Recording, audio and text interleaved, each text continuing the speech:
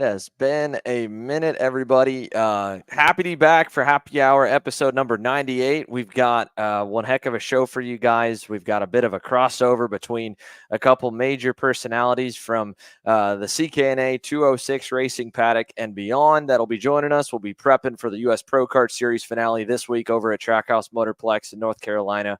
And we've got Q&A at the end of the show. So if you haven't already set any questions in, oh, we got no sound. Uh-oh. Hopefully I got sound. I thought it was good on mine. Check. Yeah, I think we're good. But great to see everybody. Great to be back. Happy to be I'm actually a little bit nervous. It's been that long. It's been about 4 weeks, probably the biggest break I've taken from doing this show.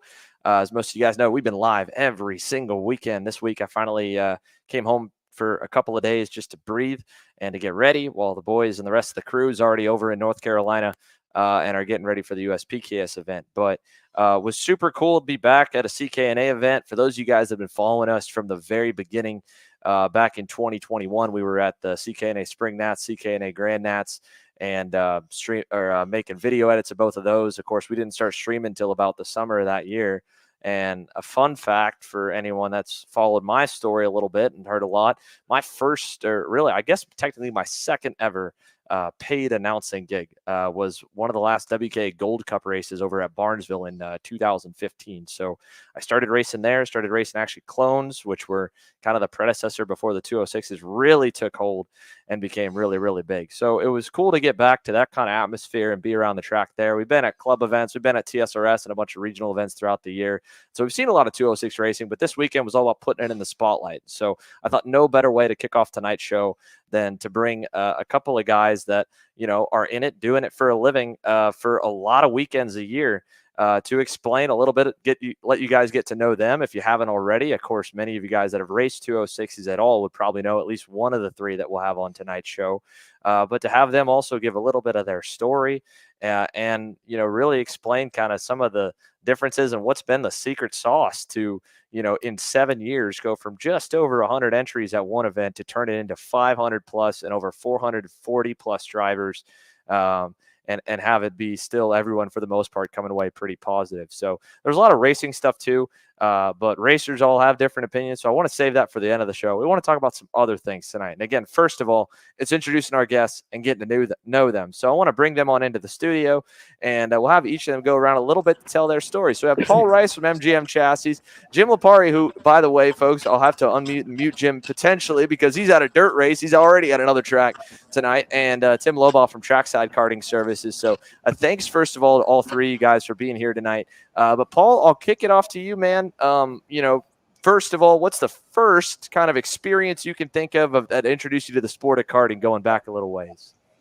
Well, I think I started our first race in 1983. My parents bought me a go-kart, old Margay go-kart. It was Margay Cheetah. It was very highly unsafe. Your feet were hanging off the front bumper. So when I was a kid, ran some dirt back in old Pennsylvania. And what was then you get in back in the 80s, but when do you start with MGM Chassis, or at least kind of taking a business route and become more than just a racer in the sport? Well, when we left Pennsylvania, I think for the first year, when I moved to North Carolina, I think I lived in my car for about the first 3 months. I was broke, didn't have any money, normal kid chasing a dream story. I moved to North Carolina. My first job was actually with Dick Trickle, legendary short track racer. I spent the summer cleaning his cars. I cleaned cigarette butts out of his race cars. It was the first job I had when I was in North Carolina. So it was pretty intense. 2008 or 9, I met April. She turned, my life turned around. We started building go-karts. I messed a lot with Bandit go-karts when I lived in Pennsylvania. In April, when I decided to open up MGM, took 5-6 years to really get it off the ground. I think we built 3 or 4 karts a year. We didn't build much, but once we kept pounding and kept believing. I know we spent the first 4 or 5 years broke. She really wanted to get out of it in the beginning, but here we are today. We're not broken. We're pretty successful and pretty thankful for what we have nowadays. Yeah, that's it, right? And no, every overnight success story business is 7 years in the making before it really starts getting going. So that sounds Sounds about right. Tim, what about you, man? What's your background and when did everything start becoming business? I kind of know this already, but I know you want to tell it. In 1986, we went to a motorcycle track, Redbud Track and Trail in Buchanan, Michigan. We thought we would be a motocross family. We saw some kid get hurt. So my mom said, absolutely no way. It's four wheels if we're going to do it. So about a week later, my dad bought four go-karts from John's Kart Shop in Chicago, Illinois. And about a month later, he bought his first go-kart track in Buchanan, Michigan, a quarter mile. I was 7 years old. I wasn't at that time allowed to race because you had to be 8. We didn't have sportsman, or we didn't have cadet class at the time. We just had full-size go-karts. You had to be 8 years old. And from there, it went into trying every go-kart you can imagine: Bowler, White, PCR, Trick. And then we met Sandy from Coyote. And I think my dad was the biggest Coyote dealer for 8 to 10 years. We did corporate entertainment stuff with KT100s, driving schools. You know, at 10 years old, here I am leading all these people on the racetrack, thinking I know what I'm doing. But we made it into a business. And I think in 93, we switched to the Burrell product. And then my dad was the importer for Burrell carts for about 20 years. Through that, I met Dave Pauly, who ran 3G Kart Shop out of Katy, Texas, and I moved to Houston 9 years ago to help run that program. Unfortunately, that just didn't work out, and I called my dad in December after Supernats, said I don't have a job, and he said, well, it's snowing in Michigan, you're on your own. So I started Trackside Karting Services. Did that for 2 years. We had my wife Brittany and I had a son, and I wasn't cutting the bills with go-karts, so I stepped away for 2 years. And as all of our lifer karting guys know, it just sucked me back in. And so last year I restarted Trackside Karting Services, and it's been great. I focus on the regional stuff, but I've been around for a long time. But I don't. Yeah, that's it. That's a pretty good Sure. summary, Jim. What about you, man? What's your story look like? Well, I'll tell you what, you guys definitely make me feel young. No, so I started race. So I got a go kart when I was 2, and but I didn't start racing until 1997, and I think I was like 11. And it kind of snowballed from there. I started racing nationally in 1999, and I won the Grand Nationals in '99 in the juniors, and that sort of kicked things off. You know, as far as how I got started with Coyote, I think it was like 2001. Chris Carroll, who actually drives for us today, and who won the heavy class at the Grands, he hired me at Coyote when I was 16. And in high school, and I was just a hub assembler. And the opportunity, and I had worked there, you know, throughout college, and the opportunity came up to purchase it in 2007. And you know, myself, my father, we went for it. So, but it's sort of snowballed from there. We've evolved with machines and expanded, and now we're even in the race car market too. So that's where we're at. So you're like, and you and Tim, and then I guess myself, right? Only ever job has been in racing, just straight into go karts when you were 16. Nothing else you ever tried? Oh yeah, I worked, at a meat market, my dad's grocery stores. He had some little convenience stores, you know, when I was a kid growing up. So it was always tough, and it was always tough going to the nationals because we'd be the last people to leave at 1 a.m. Thursday morning because he'd have to close it up, and we'd drive through the night. And I don't know how he did it, you know, looking back on it, but he'd rush me there, and we'd make it just in time for practice at the WK Gold Cups when it was a Thursday and Friday practice. So, well, I think just off the bat for all three of you guys, I mean, the comments are already starting to come in, but there's no surprise as to why, you know, you guys have as many drivers with you as you had over this last weekend. I mean, and it's super, super cool for everyone's background. That's one of the most fun parts we have of doing the show and doing podcasts and getting to do more media for the sports. Everyone has got such a cool background story, but for being around for a while, for all three of you guys, CKNA has absolutely exploded in the last couple of years. But even then, Paul, you and I were talking right before we went on. The demand was always there for this kind of, for four-cycle racing, starting with WK Gold Cup through the 80s, through the 90s, the 2000s. And then right as that started to fade was the CKNA was just kind of picking things up as the 206 was starting to go.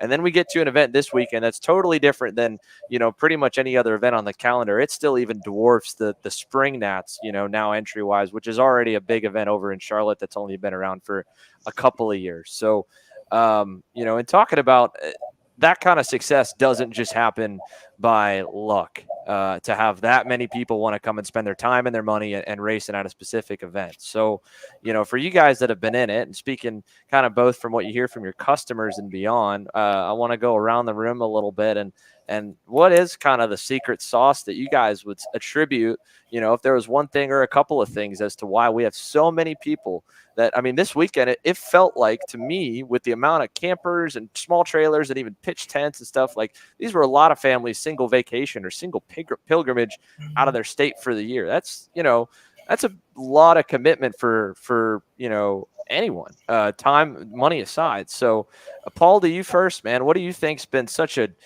reason for this kind of growth over the last few years? Well, I do think it's money driven. I assume that Briggs has given us an equal or platform to provide better racing. I think the animals were great years ago, but the motors have put us in a little bit tighter of a window. So I think that's why the racing is a lot tighter. I think that people are spending more money nowadays on their quote unquote hobbies or passions. But it has definitely gotten bigger with CKNA. Greg and Steve Jasperson have done an amazing job of putting it together, a format for us to race week in and week out. We've go to some amazing racetracks. Like you said, we go to Charlotte. We went to Pittsburgh this year, which was an amazing racetrack. They go to Road America. They go to a lot of NASCAR tracks that, kids and parents want to go to. It's the wow factor of some of these racetracks that we go to that people don't understand. Some of the kids really like going into Charlotte. The Newcastle, you pull into the pits, you can't even get to your pits because there's so many vehicles there. It's amazing what it has become, because from the last 40 years of go-kart racing, I've never seen, other than maybe a Daytona dirt race, I've never seen a place like this that we've seen this weekend. Tim, over to you, man. What do you think? I think it is the fact that you could take an engine, one engine, and compete all year. And if there's a problem with it, you send it back to the engine builder and you get a bill for maybe $286 with shipping. And it's like, wait a second, compared to the other two-cycle world, you're spending $2,000 to $3,000 a time rebuilding it. I think CKNA has done a great job with the engine package they have, the tire package they have, going to the right racetracks, make it affordable for the guy that showed up in the back of the pickup truck. The clutches don't blow up. It's just, you can literally throw it on any go-kart and go drive and there's somewhere in the middle for you to go, either in the front, in the middle, or the back. You're always racing somebody. And I think the expense for parking, entry fee, it all adds up. So you can take somebody that has a budget of, let's just say, $6,000 and take them across the country and go race it. And you're not relying on your money or your engines, or they're all fairly close. It's just an overall good package. It's bringing karting back to what it should be. When I started, we were flatheads. It is good racing, and no matter what people say about it, it is harder to win this event, I believe, than the Super Nats. Everything is so close. Everything has to fall in line. And I think last weekend with CKNA, it showed that if you have a good engine package or a good format for people to go enjoy racing again, it's what we need in karting. So, Yeah, speaking of slapping it on anything, I mean, Jim and Paul going back to the Gold Cup days, right? With Jake Hevelo was a name I recognize from running that stuff, and that dude's on a 2000 something Aero go kart, and he ended 2000. up on the podium or something like that. I don't know how old the go kart was, but I know it was older. I'm pretty sure than McKeithen, who ended up winning the main event. Which I think that's got to be some kind of record that some dude wins on a go kart older than the driver, or not wins, but podiums on the go kart older than the race winner. He's It's getting got to his be up new there. he's getting his new cart next week. He is signed on, and we are going to give him a fresh go kart and start trying with that. That's cool. So That's he is cool. getting something that's actually newer than, because the go kart he was riding was older than he was. That's crazy, man. And to end up where he was, It is that's such a cool story. Jim, I mean, again, like Paul, you were at the Gold Cup events, even as it ebbed and flowed, whether it was the Pro Gas Animal experiment that kicked off really good and didn't seem to stick, the Animal Motors before that, even back to the Flathead days in the 2000s. And now where we're at, we've had the same engine package, in the 206 hasn't changed for over a decade. But, from the events, from anything else, what else sticks out to you? I'd have to say structure. CKNA they're very structured, whether it's down to prizes, the timing of the races, when they fire off. You fire off at an exact time. The timing of just when they schedule the races. They schedule it during spring break or February break, stuff like that. The simplicity of the engine package, that's what I love about 206 racing over the two-stroke. When I used to race two-stroke, man, I mean, there's always needles to turn and all that stuff. It's just not my thing. But it's fish in a barrel with the yellow 206, and you just bolt it on and go. So, and price point too. So that's essentially what my take on that is. Yeah, I mean, one other thing that's I think cool to see is, earlier this year we had Chris Kardashian come on the show, the guy that took over the Route 66 Sprint Series, and his son has raced for a long time, still was racing a little bit this year. His son's about my age. And with the series being run by a dad, they put a tire limit on from Friday morning on, and they only run 2 sets maximum for the weekend. If you're going to start on scuffs, you run scuffs all day Friday. If you want to run a new set, you run a new set all day Friday for a couple practice sessions, started in the afternoon, and kept the pricing really low and wasn't trying to, run it like a full-on business. I think he's retired, and this is kind of his main thing. And for Greg Jasperson with CKNA, joking with Paul as well right before here, it's like, he could have hiked the entry up $100-$150 this weekend. Probably wouldn't have made much of a dent. Probably still would have had a ton of entries, and he'd be able to, make a whole lot more money living off this, maybe closer to full time. He still has, when we've had him on the show, I've asked him a few times. He's like, nope, I'm working late at my day job to be able to do that. And that's not something that you can say about a lot of promoters. I know for all you guys and for anyone working in karting, whether it's full time or part time, is a lot of time and not always a lot of dollars for the way that it kind of spreads on out for the amount of investment it takes and everything else. And, Greg's also a racer dad. That's kind of how he got into it. It's not anything else. And I think that's why there's been such an emphasis. I mean, to have a 4-day event where the entry was $335 is pretty cool too.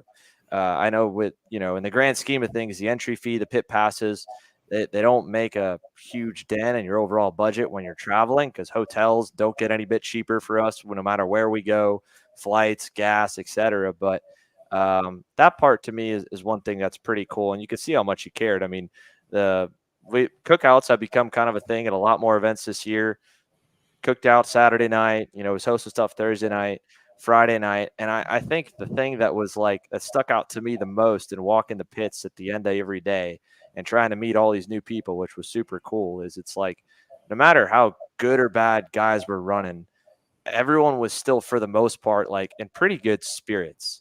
And I don't think we get that at a lot of other big races. And I don't want to knock it down like people don't care to win, because obviously people care to win this race. This is a big deal if you get to win this race with that many drivers in it.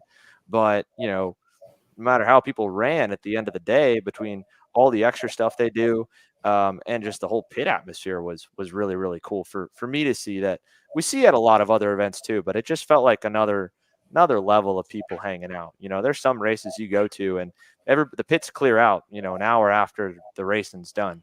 And that was far from the case this weekend. I think the lights were still on in half the campers and tents till about probably midnight or so. Tim, I know you and I were out late for a little bit, hanging out and catching up, and that was something cool. I mean, I don't know about you two guys, Jim and Paul. You guys had a lot of drivers to handle, so you might have been working a little bit later in the night than we were. We were shut off by the end of the day, but that was what was really fun to me too. Is it seemed like the community atmosphere was pretty big, and something, Tim, you were joking about. There were no signs from any tent that you couldn't walk in, no matter who you were this weekend. No, yeah, exactly. At any point in the day, you could just walk over to somebody's tent and they say, "Come on in. It's open tent. Like, if you have questions, we're here to help." And the atmosphere there was like at any CKNA event. It's great. It's not. Yes, of course you want to win, like you said, but at the end of the day, they're here to help too. Like, if you have a problem, we'll help you out. Come on in. You're more than welcome to check it out. Look at this American-made go-kart. Look what we're doing over here. We're scaling. We don't really scale in the European go-kart. Some teams do, some teams don't. But it's just the atmosphere is a lot. And I'm not trying to bash any of the other series. The atmosphere is a lot friendlier there than the other stuff. So. Yeah, and the budget factor helps, right? When there's less money out of pocket, you can not be as stressed about the weekend going good or bad. I think there's less pressure, with that too. But you had one cool story. Do you mind sharing it about how you racked up a go-kart on, what was it, Thursday practice with the yoke ripped off, and what happened after? Yes, I can. Yeah. So my senior light driver, Reagan Seville, qualified fairly well. First heat out, made it through turn 3, and unfortunately, no penalty was called. Wiped the go-kart completely out. The left front spindle was gone, and it was amazing the amount of people that came over because the parents are crying. Reagan was upset because I, as a team owner, should have had a spare go-kart there, and I didn't. Just kind of forgot about it, or just didn't think it was going to happen. The amount of people that came over and volunteered their spare go-kart, how to help, just to get Reagan back out there. I don't remember that in any other form or any other series that I can remember that I've been at. And it was crazy. Like, my neighbor right across from us, we've never met before, came over with a go-kart. Reagan's good buddy pushed over his go-kart. Ewan from CRG offered a go-kart. Brandon Jarzakrak offered a go-kart. The guy from Canada over here behind us offered a go-kart. It was just to see this kid participate again, and that's a great feeling with this sport, that you can have that. And we got him back out there, and he made the main and had a great result. So it's so cool. It was so cool to hear that over the weekend, and not that stuff doesn't happen anywhere else, but it doesn't always, right? It's definitely rare to see, especially strangers, coming and offering to help you out, and that's the part of racing I think that everybody likes. I mean, Jim, you're at the dirt track. You'll see that sometimes. You see that sometimes you don't, depending on the right kind of event, right? Sometimes you'll see guys from different teams. I mean, we saw that as well at even on the sprint side this year when all the tents got tore up at the Summer Nats, and there were a bunch of guys in different colored team uniforms going and helping tents come together, and the communal aspect of racing, and that felt prevalent at an event that's this big and this many guys. It's hard to manage that when it gets so competitive as it was this weekend, and it's never perfect. It's hard to manage that many go-karts, hard to manage everybody, but now where do you go, right? I mean, this event was packed fence line to fence line, from using parts of the racetrack that weren't raced on with the oval for the Canada section. So the question, I feel like, especially, I want to kick it off with you, Jim, or with you, Paul, is where do we kind of go from here? What does this event turn into? What do you think could be? Is there a lot that, should be tweaked, should be fine-tuned? I mean, 4 days, it didn't start out as 4 days, had to turn into 4 days with so many drivers. What does the future, hold? If you could, kind of be king of the whole sport for a little bit, what would you want to see more or less of? Paul, I want to kick it over to you. Well, I mean, unfortunately for me personally, if it wasn't for the wife running the go-kart business, this isn't my full-time job. I work a Longhorn race, late models. So I had to miss a week of work. That's my last week off for the rest of the year. So I'm kind of a little salty about that. So I have no more vacation. I know that's not the luxury we have here since being a smaller team. So we don't necessarily have the time off to take like some people do. I know that relates to everybody that's there. A working man. You know, it's a long week. You have to leave Monday to go to this place. It's hard to probably do it in 4 days. It's hard to do it in 3 days. It's amazing to see, but to get bigger, it's going to be hard to be bigger because people's jobs and livelihoods are, you know, you have to plan on this nowadays. You have to plan a week vacation. Some people get 2 weeks. Some people get a month. Some people get years of vacation. Some people don't have that luxury. So to get bigger, I'm not sure how much bigger it can get, because I think the four cycle group, I think most of them were there this weekend. There was a lot of 2-cycle people. So I know on the regional levels, we were just talking, you know, it's 150, 120, maybe 80 at some places. So I think if you build the regional up a little bit better, maybe it could get the Grands a lot better, maybe qualify for the Grands, not necessarily be able to show up for the Grands. Might be a thing, you know, like they do in some other series. So I think to get bigger, I mean, I know they can handle it, obviously, because they didn't think they were going to get 500 and they handled it very well. To get bigger, I don't know if I want to see that. I mean, it's already tough enough to race that many people. So it's cool to see, but it's also hard to do. Yeah, I mean, you know, again, like you said, 4 days, 3 days. I mean, Jim, you're over at a dirt week here this week, and that's very prevalent in the dirt world, but that's a totally different model atmosphere, right? I mean, there's a lot more guys making a living in that form of racing because it's putting on a show and the tracks have room to park. Like, would you say 4,000 campers are there all just hanging out and watching dirt racing this weekend? Yeah, I mean, this week? This is a huge event. Super Dirt Week. You know, the biggest difference is this is a spectator sport. Karting's a participation sport. So that's one thing we got to remember. You know, as far as what I want to see CKNA get larger and the Grands get larger, sure, I would. You know, the only couple things I'd do different, I'd make it a structured time as to when you can load in your trailer, because you get the kid kart dad or mom that has to be there like Tuesday morning for this whole deal. You know, and that's a lot of, like Paul said, it's a lot of time off of work. You know, and maybe eliminate one of the heats. You know, it's because there's so many people that, you know, it's just one less chance to tear up some equipment. But yeah, I mean, I hope it gets bigger, but boy, we'd be in there like sardine cans. You know, people are going to be parking almost to the gas station or the Flying J up there. Yeah, we'll need to get Mike and the rest of the Dismores to buy the cornfields. Shuttle service, something. Tim, what do you think from a guy that's, you know, especially dance the line between a lot of different disciplines of sprint karting?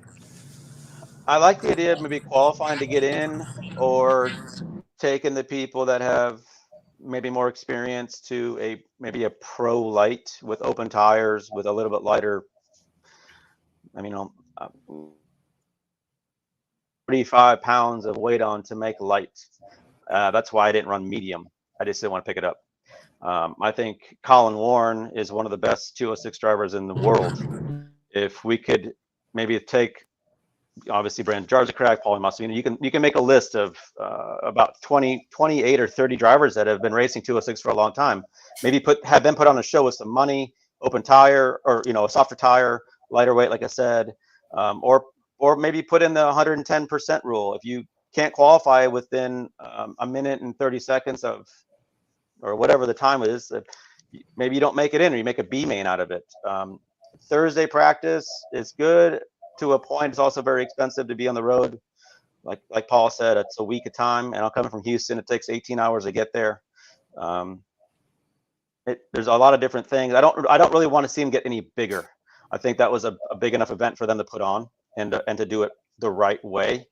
I think with a lot of people on the track, you know, you got 50 or 60 people on the track, you miss a lot of calls. Now I know the calling is, everybody could complain about every series missing calls, but I would really want them to take a step back and say, is that 515 mark the right mark, or is it 420, or is it 450? It was a good event. Don't get me wrong. It was just it was a lot, and there was a lot of carnage, and you know, you had just a different.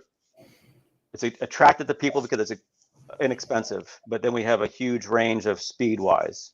So again, back to maybe a pro division, but then you're adding another class, and there's more time, and there's more this, and there's more that. But that's where I'm at. I'm sure we get lots of comments about my open or my pro class, but bring some money involved. I don't know.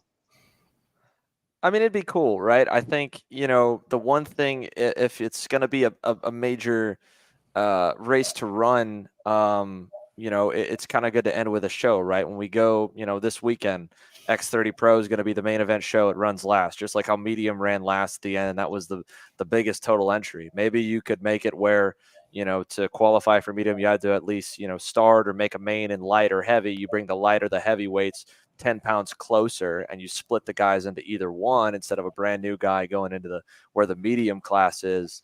You know, and running there. And I'm with you on both of what you said and what Jim said. Going into the weekend, seeing that there was going to be over 100 pushing to 120 in the medium class, I would have, you know, I think it would have been cool, instead of running 2 heat races per cycle for 3 cycles, maybe run 2 heats, add a lap or 2 on to make them a little longer, because when you there's always that bit of time in the timetable. Every session has a bonus 3 minutes at minimum, if not 4, for the out lap, the in lap, and about 2 to 3 minutes for kart recovery. So if you want to actually like maximize laps in a day, you go longer on the sessions, and you can get a little bit more like actual total laps on the racetrack by just cutting one rotation out by that way. And then on the same front with the heat races, we still would have run in my world like 6 total heats, but instead of 3 rounds of 60 guys in each group, run 2 rounds of 30 to 40 guys in each group. Because going back on what you said, you know, this track, obviously, it was able to hold it. The starts, for the most part, with the way that the rules that they've been doing them, you know, it's a little wonky for a lot of guys that come in and haven't run CKNA regularly, whether it's a club or regional or other series guy to a 2-stroke guy, to have the tramline rule, where we're used to in most other race series club tracks alike being able to break formation out of the tram lines once we go green. Here you have to stay in the tram lines to the end. But there's no question, I think it does clean up the starts doing that way, even if it's a little bit weird, and you don't really get the carburetor load up issues you sometimes get with the 2-stroke stuff. At least I saw. I didn't really see any guys have mechanical problems firing off coming down the lines. But once, you know, you get racing and the pack spread out, the little kind of, I like to call them under the shoulder elbows, like in soccer, that little bit of maybe over aggressiveness and pushing a guy wide or knocking a guy out of the way, you have to be kind of honed in on that pack of cars almost the entire lap, if not the entire session. And when you have 60 guys on the racetrack, you could put as many officials as you want. You're going to miss more when it comes to the officiating. And there's no question that they were on it. I thought one thing that was super cool that they've done the last couple of years with Jason Burgess being as good of a head flagman as he was, is having the penalty flag down the front stretch. So if you knew you had a penalty coming, you could at least try to go back and then race your way back forward from it mid-session. You know, that's something that's really not seen in anywhere else. Every other race series, we just have a big bunch of protests and you try to fight it after the fact. But here you had a lot of guys, you know, just say, you know what? All right, I only got to go back 2 spots. I still got 5 laps to go. Yeah, I'll give it back. And then I'll go again. So I thought that was cool. But, you know, the biggest thing for any of it, if you're going to have regional qualifiers, is making it that much more prestigious almost, just to say that you made the main event. Because there were even like a couple comments from people that were upset that there were LCQs this weekend.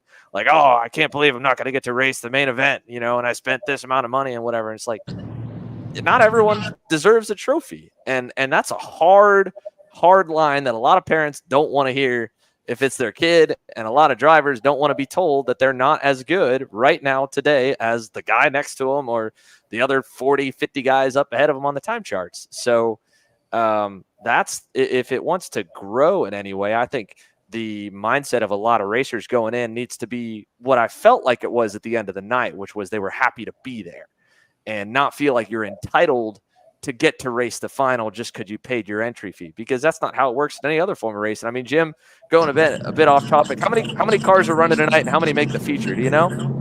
Tonight, I think there's 50 that are here. This is just a satellite show. This isn't the main event. The main event's Sunday. So there's 50 here, and I think they'll start 28. Yeah. In the modified. Yeah. In the modified. Yeah. So. Yeah. Even then, for a small show, right? Half the guys are going home. And, you know, we had 100 in medium and we still started 60. And there were still a lot of guys kind of upset about that. So that's one thing that if this racing continues to be this high in demand for people to want to go to, you know, I think as a whole, the racer base needs to understand, like, man, you made the final at CKNA Grands. Like, that's an accomplishment, you know, in its own, to be a part of that field or to, you know, qualify to get into the pro class stuff. I mean, I'm always a little trepidatious about it. Tim, going back to watching the end of the stock Honda days is why I'm kind of a little iffy about a pro class with like the same specs. Maybe open tire would change it up, right? But, you know, in the latter years of the stock Honda stuff, before it turned into one single pro shifter class, it, you know, guys were winning the S2 championships and then quitting because they didn't want to run at the back of S1. I don't think that would happen in 206. I think there's enough demand in general. The grid would still feel filled.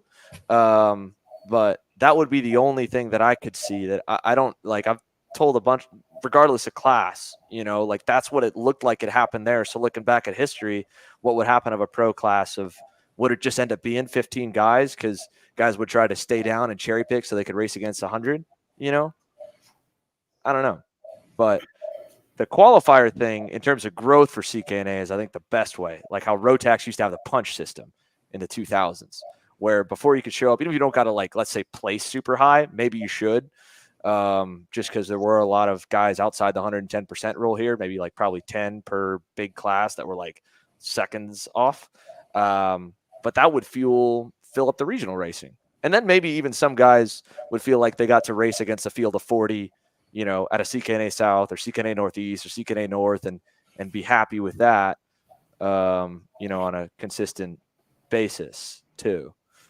But, man, I mean, the one other question I want to ask you guys, this is what I before I let you guys go, and I know this is still kind of ends us, maybe it doesn't end us on the most positive note, it'll end something more positive after, is the tire. I think it looked like pretty well. The Vegas looked like they last decently well over the course of the weekend for the number of heat cycles we're on. But it looked like the guys had so much grip that the only way you were getting clear of a guy when you'd pass him into the corner, if you weren't on like a mega draft run, was kind of roughing him up because he had so much grip on the outside that he could stay alongside you. Like, we weren't having a long enough braking zone, regardless of the track size. And I think that kind of attributed to some of the aggressive racecraft that you saw, because guys were getting frustrated by not being able to get clear when they'd go and pass a guy, because you could. I don't know. Tim, you got a smirk on your face. Am I off base for saying this? That's what it kind of looked like to me, is that the zones weren't far enough. So you get in deep as you can, and you still only get maybe nose to nose with the guy by exit, and then you're racing hard on out. And am I off? You're shaking your head. What okay. So I agree, but I totally disagree. Okay. The middle hairpin corner, which we used to call the scoreboard corner. Okay. Mm-hmm. You'd go in there for a pass. Mm-hmm. And a guy would say, I'm going to give you, you know, this much room to come next to me, but I'm going to hold on the outside. Mm-hmm. And then they touch, they don't bang, but they touch, and the guy drops the tire and he comes back on, and they race to the next corner. The guy's on the outside, but then he's on the inside of the next corner, and they fall back in. That's all good. But the officials were so concentrated on, if this guy's on the outside and he hangs it off and he drops a tire, and then there's about a 2 or 3 inch dip, and then he rides the frame rail and he gets all sideways, he loses 8 spots, you get a penalty for that. But then you get a guy who gets his rear bumper ripped off or the frame broken in half, there's no penalty. Or a guy's flipping 19 times, there's no penalty. They're so focused on these guys hanging on the outside, which I'm not saying you can't do, but at some point you just got to say, and then push to the next corner and go again. I'm not saying there wasn't side-by-side racing. There was definitely side-by-side racing. You had a couple guys that just said, I'm going to get past. I'm going to hang on the outside with you for 5 or 6 corners. And then here comes 5 more guys on the train go by you. If you're going to hang on the outside, I'm okay with it. But if you drop a tire and you fall down and you dip and your brake rotor rips off and you spin out sideways, it's not really my fault to me. And I'm old school racing. No, we had metal Nerf bars back in the day.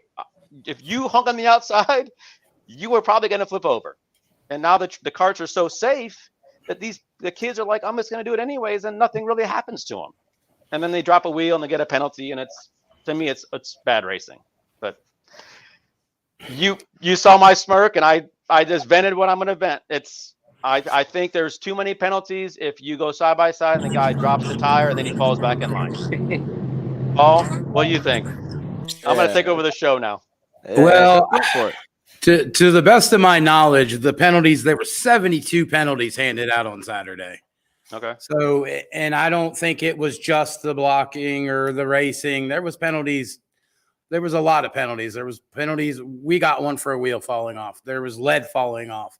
So we run into some safety issues where they were handing out penalties, which they're stiff penalties, but they keep you from not doing it again. Maybe like as Tim's saying, maybe the whatever passing on the outside could be penalties or not penalties or harsher penalties. I mean, it's when it boils down to it, it's just racing. It's aggressive. It's just the nature of the sport we're in nowadays. I don't think that you can police it very well. I think it's hard to police when there's 80 carts in front of you and there's 65 corner marshals can't catch all of it. I know the track was really rubbered up from the week before because of the Mojo tire race or something, right? So that added a bunch of extra closer, tighter racing and allowing people to run on the outside or the inside. So I think they did a good job handing out penalties. Some people don't like the penalties they got. I mean, I didn't like the penalty we got, but I think it's hard. It's hard to be in their position to make a judgment call to try to ruin somebody else's day. Yeah, like it's funny you talk about it and bring that part up of the holding the outside, because wearing this shirt, when I was working the regional races, race director for Eric, I tried to preach kind of that, like the way I would tell the guys working SSKC races, and this was like a shock to people because I think it's a karting specific thing, is it's if the guy's halfway up your inside, so when you turn for the corner, you're seeing the colors of his go-kart. He's not like, you can see it out peripheral. He's probably far enough to have position. If he wants to give you space at the end of the corner, like I'm not saying he, can drive you all the way out and just put you in the wall, but if you want to race him on exit instead of let off and tuck in behind him, you do it at your own risk. If he's a nice guy, he'll give you a full lane and a half. If he's not, he won't. And then I've heard at other events, or especially guys coming from oval racing, like I grew up watching NASCAR, guy hangs on the last bit of the right rear bumper and he gets put in the fence by corner exit. They say that's dirty racing. But in sprint karting, I think the dynamics are different. And so, like my first ever race at GoPro, Yamaha Junior, I didn't know that. So kid goes to pass me in turn 1 there with the old style curb when it was first put in, and it was super, super high. And I didn't let off more than what I needed to make the corner. And so I come out like this halfway on his outside. And he just closes me off and I run off the racetrack. And then he's like, you should have backed out there. It was kind of a rough lesson. There was no penalty given, so I thought he was right. Now, my one issue is why are we allowing, Tim, maybe you can answer this. Why are we allowing, the kids are allowing the officials to officiate the racing? Meaning if the kids don't want to have penalties called on them, kids, grown adults, all of them, it's in their hands to clean it up, to fix it. I'm sure these people don't want to make these calls, but they're forcing these people to make the calls that they're making. Does it not go back to the driver itself to put it more in a driver's situation and like, oh, maybe I don't need to pass right now, that maybe I can wait till the next corner because I'm way faster than this guy anyways. But I'm passing a corner marshal that's watching me. Is it better for the kids nowadays or the drivers? Not kids, because I'm the oldest one here, obviously. So is it better for the drivers to keep it in their hands and not let the officials have to make those calls? Well, it sounds like the main thing Tim was saying is he didn't want the officials to call a guy for running a guy off the racetrack if he hung it on the outside. Is that correct, Tim? You're like, look, if he did that on his own, like he's out on his own, not give him a penalty for running him off. Yeah, if you don't give the guy the room, if you're on the outside and I'm making a run and I'm on the inside of you, like we used to be back in the day, if I was ahead of you going to the corner, we used to say, I lost the corner. You have the corner now. When has this changed? When is this okay to run on the outside and then drop a tire, and then you get the guy on the outside doesn't get the penalty, but the guy that passed get the penalty? And I don't remember when this has all changed, because like Xander's saying, when you're going, if you have a run on the inside and you're on the outside, you look to your right and he's there. I was always taught that's I lost the corner now. Let him go. Let him go. Let him go and come back in line. But then you hang on the outside and you drop the tire, and it drags the frame for 200 yards and you lose 8 spots. Then you get a penalty and you get put behind that guy. I don't think that's a right call on that. Jim, I don't want to cut you off, Tim, but I want to hear Jim's thoughts on this too. Jim, you've been quiet, you've been listening, you've been around it a while. What do you think on the hold the outside versus not? Because like Tim's saying, there were penalties given for guys that were fighting to pass on the outside. The inside guy kind of roughed him a little bit. The inside guy drew a penalty. What do you think? You know what? I don't know. That's a tough one. Should the guy on the outside be forced to back out? I mean, I don't think so. The initial question, I think, was about tires and if they're too soft, and that's why people can hold the outside. Yeah, I mean, you're right. With the Vega tire being as soft as it is, you are able to hold the outside quite a bit more. But, I think it's a judgment call that, the drivers have to make. I mean, I think some people are going to give certain people respect, some people aren't. It's just it's a tough call. It's a judgment call. I see it both ways. Yeah. I mean, the other thing that would go back to me on whether you had a qualifier system or not is Paul, like you're saying, it is in the driver's hands, right? To kind of have a code of conduct of how they all play by and want to respect each other. But, we're meeting up only once a year to race some of the drivers. We won't see the Canadians the rest of the year or the beginning of next year. Probably you may see a couple of them down at Spring Nats or the Pacific Northwest guys or the Southwest guys. They'll kind of go back to their area. We'll go back to our area. I mean, you're Southeast, Tim's Texas, Jim's in the Northeast. To a degree, you're not going to see those people again. And I think that's where the lack of respect is. If you have to race the same guys every single week, there is respect there. And in terms of when we watch shifter racing here in the U.S., there's not a lot of guys that run shifter right now, and especially not a lot good enough to run at the front. That top 10, top 15, even top 5 of the AJ Myers and Danny Formals and Marian Kremers, they've had run-ins, but because they know no matter how many guys enter shifter, whether it's 10 or if it's 30, it's down to these 5 to 8 guys every single week. And so they never really have problems with officiating for the most part because they have to race that guy next week.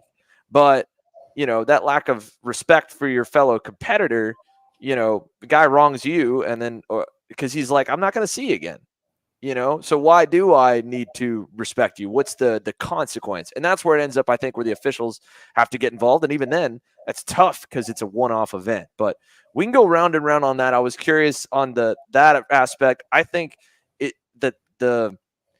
because the tire was not only soft and we had that rubber laid down from 2 weeks ago with the Mojos where you could carry more center corner speed, you had more of these instances where the inside lane was not that much faster and that much more grip, that those instances of a guy being able to stay on the outside happen more frequently, and you had more of these head-to-head one-on-one battles of who's going to give. And there are a lot of guys that'll say, I run you off on the outside if you're on the outside of me, but then they're on the outside and they're going to crowd you down, right? You having their cake and eat it too. I think the other thing though, is just because the braking zones are so short, we go to, let's say we were on a tire that had less grip in general. Maybe it wouldn't have mattered because there was so much laid down, but if the braking zone is longer, you can get further ahead of him by out braking him into the corner, even if you sacrifice the exit. And I think the number of times those instances happen goes down. And then it's easier for the officials to catch, right? It's like a cop trying to catch speeders. If we all go 15 over down the highway, well, one of us might get pulled over, but it probably won't be 4 of us, But if only one guy is speeding, then ain't none of us going to speed anymore because he's going to be the guy that gets dinged. So that goes back on, field sizes, right? I mean, that could also clean up if early in the week too, there's, the precedent set in those heat races that, everything was getting caught. Didn't matter if you were 25th or if you were 5th. I got a penalty for a heat. I thought I was going to get away with it because with 60 cars on track, they missed me last year, but this year they got me. So now the final is going to be cleaner because, it was decently clean in some, and then the medium final got pretty freaking crazy. So, but I want to end on something last positive. So, because you guys are busy, I appreciate the time. Being business owners in the sport, like we talked at the beginning, it's hard to make it. So, if you want to make a closing thought on that, you can. But I also want to give each of you time to, let people know where they can see you next, what the rest of your racing schedule looks like, and how they can follow you. So, Paul, top right, why don't you kick it off? If you have anything else you could add, go for it. But I also want to give you some time to promote a little bit. Me personally, Xander, I think you can give them any tire in the world. It's not going to change the racing. It's ultimately the drivers have to be more respectful. The kids that are young nowadays don't know anything about the 30 or 40-year-old guys racing 30 or 40 years ago. And that's going to happen again in another 30 years.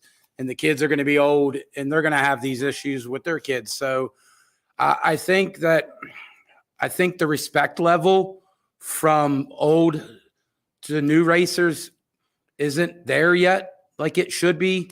I think that some of the kids haven't had the chance to maybe sit down and talk to older people and realize what they've been through, and maybe they would respect them a little bit better.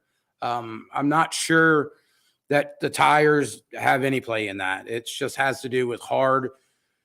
Either you respect somebody, you give somebody room, and you purposely try not to ruin somebody's day or lap.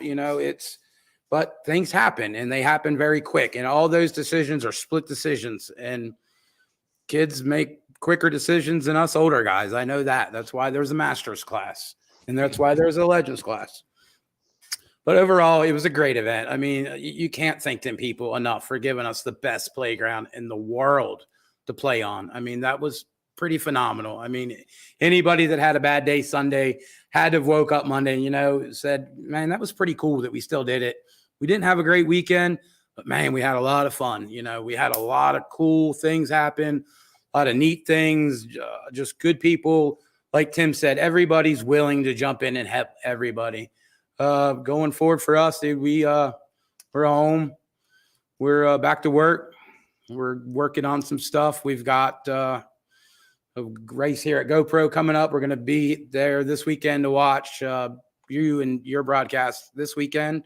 And we've got some local races, and we are back at it. I know us as a small group, we didn't take lightly for not having the best performance that we wanted. So I know as a group and as a team and as a family that we're going to come back pretty strong.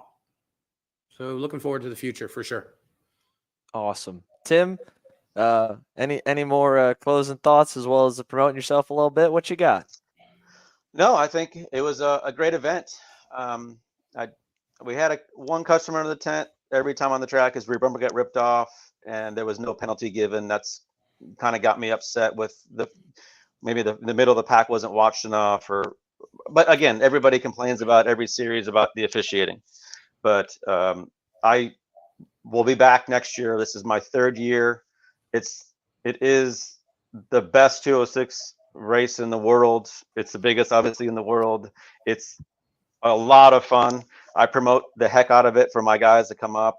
We had a smaller group than I wanted, but we had pace in every category we raced. So looking forward to next year. Maybe they'll have an open class for me, or a pro class for me. But my next race is ICAF Grand Nationals in October 20th at Speed Sports here in Houston. So that's what I've got going on. I'm going to take a couple of days off with the family. My son's got a baseball game coming up, but I'm glad to be back home. I'm looking forward to, IKF Grands for me, and then we got the Rock Vegas. I'll be with Gary Carlton, and the Supernats will be Gary Carlton. So I'm sure I'll see y'all soon. And Coyote, what a phenomenal weekend he had. I'm gonna go back. I just hats off to you, man. Thank you.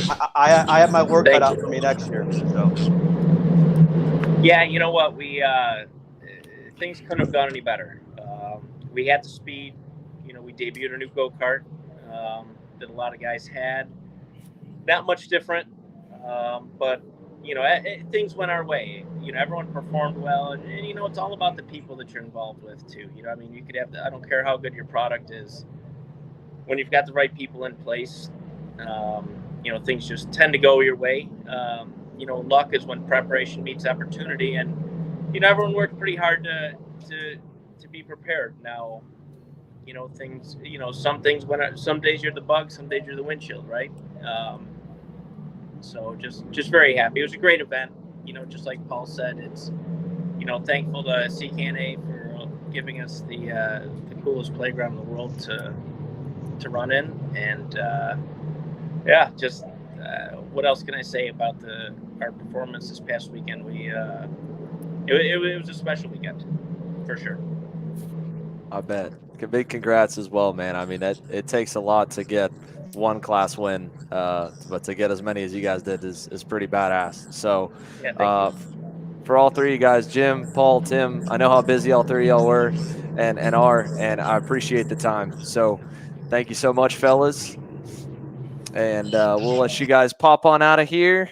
And for the rest of you guys, a lot of you guys sent in a lot of comments there. We've also got a lot of Q&A, so the CKNA talk won't stop. We'll be coming back with more. We got our first commercial break of the night. Ran a little long normally for it. And then Emery's going to come in. We'll preview a little bit of USPKS, get to Q&A, and a whole lot more. So stay tuned, guys. Thanks for watching so far. Casey Happy Hour is proudly presented by the Rock Sonoma Karting Championship, presented by Cameron Race Promotions, the most competitive Northern California karting series. Featuring a 2-day format with practice on Saturday and racing on Sunday, multiple track configurations, and a massive prize structure including tickets to Rock Vegas, race car test opportunities, and race rewards. Rock Sonoma is the training ground of multiple national karting champions each year and race car champions as well. Featuring a full Rock Cup USA class structure with each race weekend streamed live via YouTube, it's a series you cannot miss. For more info, check us out online at zanzarukarting.com.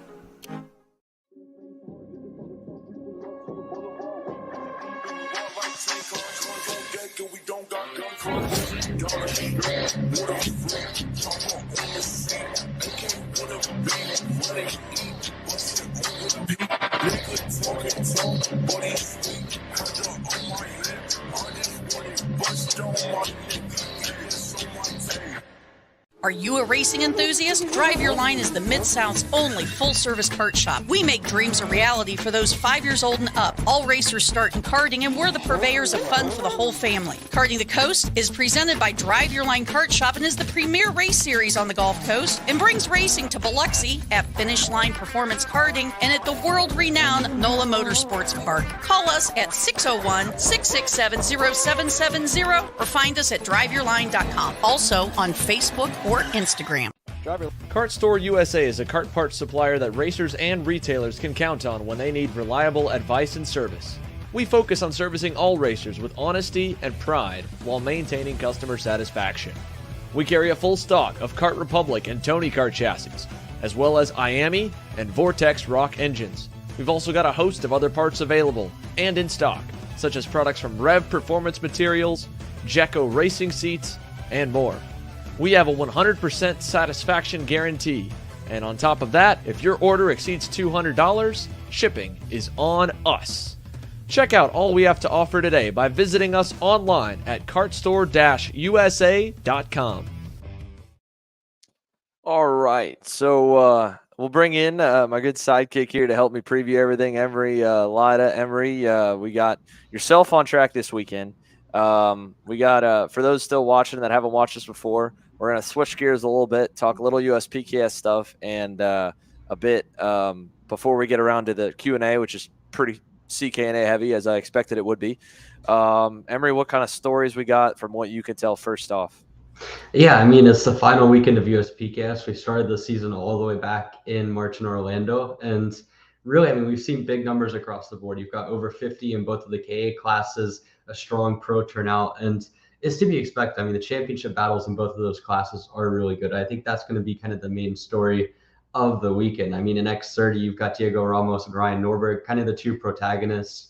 Elio Meza and Brandon Carr were in the fight up until Cincinnati, but both of them suffered tough weekends, which kind of has brought it down to Diego and Norberg. And then on the KA side of things, the second title fight, the second of the two senior classes that's close to the championship, it's really, I mean, there's 9-10 guys that are within 150 points. So I think the championship battles for two different reasons. For X30, it'll be fascinating to see can Diego hang on in a track that he's admitted is not one of his favorites. It's one that he has limited amount of time compared to everyone else. And then in the KA side of things, it's more of just a complete free for all, almost like a battle royale type of situation here for the championship.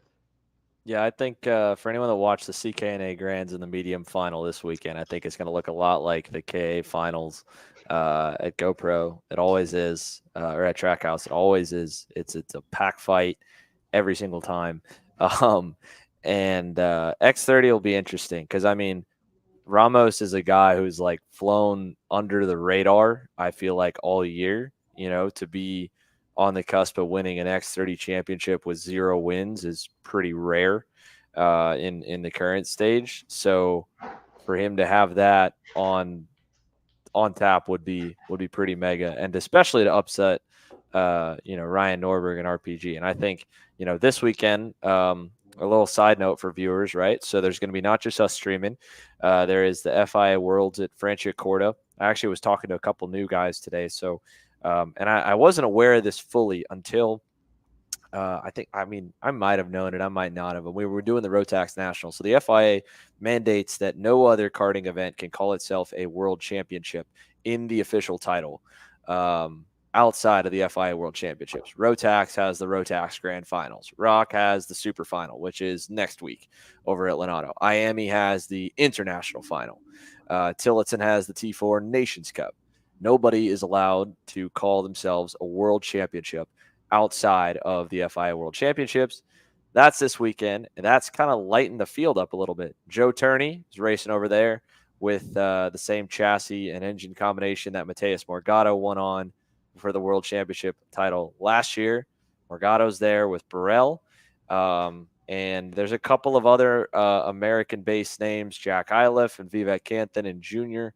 I had the list. I'm missing out on one name as well in senior that I swear I put down. I think, or maybe it was in junior. I need to look back my list for FIA Worlds. Miguel Costa's running over there. He's run in mini and junior a lot, and he's running senior this weekend. And then Alex Powell, who I don't remember if he won the KZ2 Euro Series this year or finished second. I think he won it. Who grew up racing mini and junior and micro starting out of Miami. So racing on the Jamaican flag, but he's kind of a pseudo-American too, just like Morgado. And we've had Turney as much as England's had Turney. So I consider Turney a pseudo-American. We're going to claim him because I think he might win the damn thing. But there's that going on this weekend, which is cool.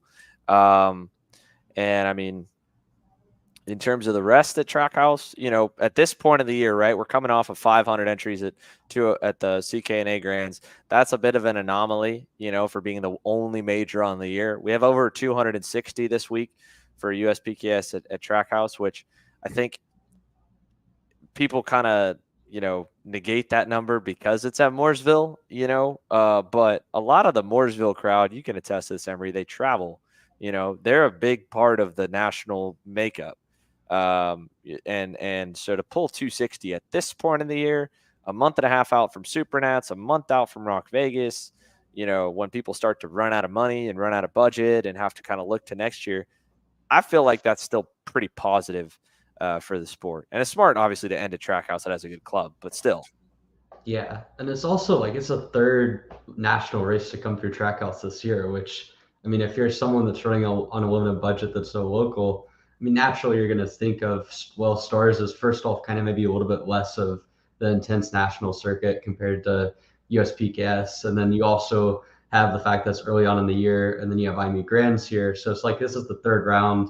A lot of those fringe guys that maybe you're going to run the first two, run the KA class, run a mini or a micro, maybe this is the one that they skip out on. It's also in the middle of the school year, and that has to play a part. So, I mean, for the local side of things, to get as much of a strong local crowd as we have this weekend is going to be, it's really impressive. And again, I think USPKS has seen good numbers when they put Trackhouse at the last round of the series. 2021 had good numbers as well, and I think we're seeing that again this year. And I think in general, USPKS has to be pleased at how their numbers have progressed this year, because I mean, you've got Cincinnati, which was kind of a little bit of an unknown in terms of exactly how well the field would be there, and you still managed to have a pretty strong field across the KA classes, and the pros were a little bit down, but still, for it being a new track, were impressive. And I think that you're getting into really the time of the season where if you're not in the points battle, this is all basically just trying to get prep for Supernats. I mean, I know a couple of people coming back that are going to be doing this sort of as a prep race.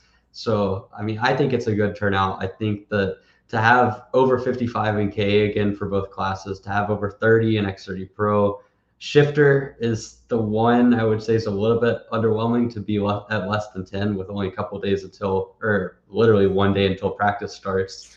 That'd be the one thing that's kind of a negative looking at the entry list. But I mean, as a whole, for it being the season finale in a series where you have 5 rounds, you have a lot of money being thrown around over the course of the season.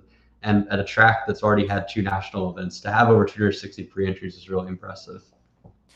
Yeah. And I mean, obviously shifter is going to be down because that's not, run in this region, period, beyond just not a Trackhouse Motorplex club stuff. Every national event, and the same for CKNA Grands, going back to them in Newcastle pulls 20, 30, 40 cars in the Masters class, the heavy class. I think there's a light and a medium that they normally run at the club races. So that's a big boost for them. And so to go to not just a track that doesn't promote and have a ton of shifter, but to a region that doesn't have a ton of shifter racing. And, the closest track really that has any shifter stuff going on is my home track in Atlanta at AMP. But that's a different crowd. That's mainly Masters guys. That's not guys that are going to run USPKS spec against AJ Myers and Talon Yockel and Marin and Danny. There's 1 or 2 fast kids, fast drivers that are under the age of 40. I think that own a shifter in the Southeast. So shout out to Zach Frank. Yeah, Zach Frank and Talon are pretty much it, and maybe Danny Perez. So that's about it. So they're not going to benefit by going down here for them, but they'll benefit on everything else. Okay, junior and senior get to have LCQs again. I'm sure those are going to be gnarly as always. Granted, they're only 6 or 8 above the cut line. So it may end up being by the time we get to the LCQs that only 1 or 2 or 3 guys end up missing. Or they may even get, the LCQs may get scrapped if enough guys write off entries on the weekend. But the same problem that, we come off at CKNA Grands. I don't, I think Paul's comments about the etiquette, I don't know. Maybe there is less respect out there. But I think there's not accountability, right? Where those guys came up in the era when Gold Cup was a full season. That was all that you raced if you ran the national stuff, and that was a one-off race. IME Grands has some of the craziest racecraft because it's a one-off race, or Supernats. So one-off races are always going to be crazy, whether you have money on them or not. This one didn't have money, which I thought was a little funny. Tim was saying about a money class, because if there is a money class for a budget racer that is the majority of the 206 field, and we're already watching the medium race be crazy, it would need to be very limited on the pros that enter it, because I mean these guys, buddy, you look at Jacksonville or some of the other tracks that'll put up a couple $100 for 206, and it's like, oh, that's rough to watch. But